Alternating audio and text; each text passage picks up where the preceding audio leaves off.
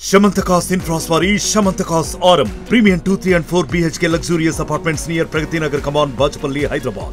क्या गालेरी ఆలోచన వాళ్ళది అంటే నోటిఫికేషన్ ఇవ్వకుండానే 30,000 మంది దొంగసాటికి ఇచ్చింది ఏమన్నా కాబట్టి ఇటువంటి పరిస్థితుల్లో రుణమాఫీ అనేది విషయంలో ప్రజలు రైతులు చాలా సీరియస్గా ఉన్నారు. ఇవాళ కాంగ్రెస్ పార్టీకి రైతుల మీద చిత్తశుద్ధి లేదు.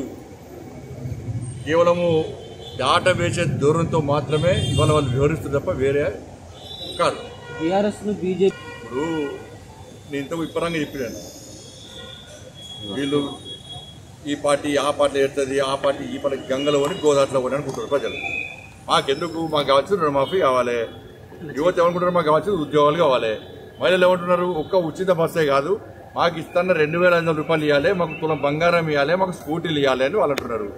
యువత ఏమంటున్నారు మాకు ఉద్యోగాలు కావాలని యువత అంటున్నారు. ఉద్యోగస్తులు ఏమంటున్నారు మాకు టీఏలు మాకు ప్రమోషన్లు ఏం లేవని వాళ్ళు అంటున్నారు. కానీ ఆ విషయంలో చర్చ జరగాలి. వీడు దానిలో కూర్చొని వాళ్ళు అసలు దాని గురించి ప్రజలు కూడా పట్టించుకుంటారన్న. వీళ్ళు టైంపాస్ 6 గంటల ప్రజల దృష్టి మళ్లించడానికి వాళ్ళు కుమ్మకారు. వాళ్ళ బీఆర్ఎస్ పార్టీ ఏం లేని పార్టీ అది. నాకు ఘర్కా నాకు ఘాట్కా పరిస్థితి. ఇవాళ 8 మంది మాకేం అవసరం చెప్పు, బీఆర్ఎస్ పార్టీని చేసుకుంటాం మాకేమవుతుంది, కాంగ్రెస్లకు అవసరం.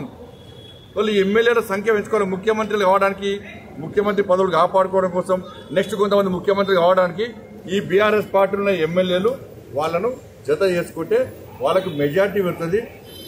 ఎమ్మెల్యేగా ముఖ్యమంత్రిగా దించవచ్చు, ముఖ్యమంత్రిగా ఉండొచ్చు. మాకేం వస్తాం, మేము బీఆర్ఎస్ పార్టీ మనం ఏదో మాకు ప్రభుత్వం వస్తుందా, మాకు అవసరం అది మాకు అవసరమా చెప్పు.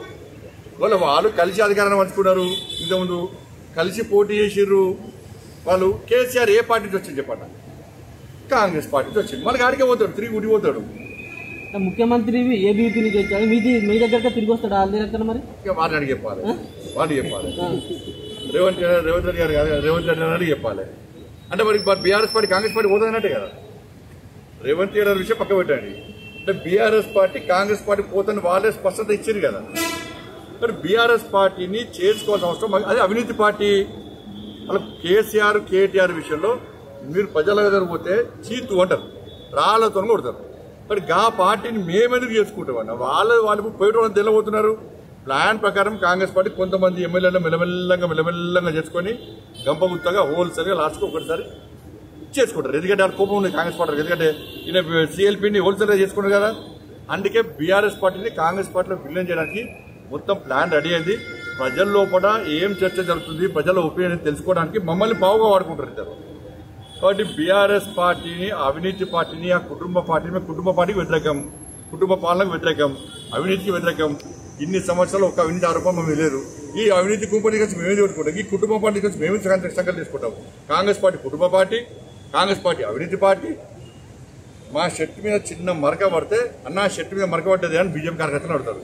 కాంగ్రెస్ పార్టీ వాళ్ళు బీఆర్ఎస్ పార్టీ డ్రైనేజ్ ముంచి తీసినా కూడా మనం ఎవరు పట్టించుకోరు.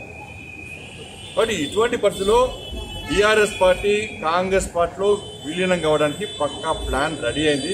ప్రజల ఒపీనియన్ తెలుసుకోవడానికి మమ్మల్ని పావుగా వాడుకుంటారు. గతంలో లబ్ధి పొందారు.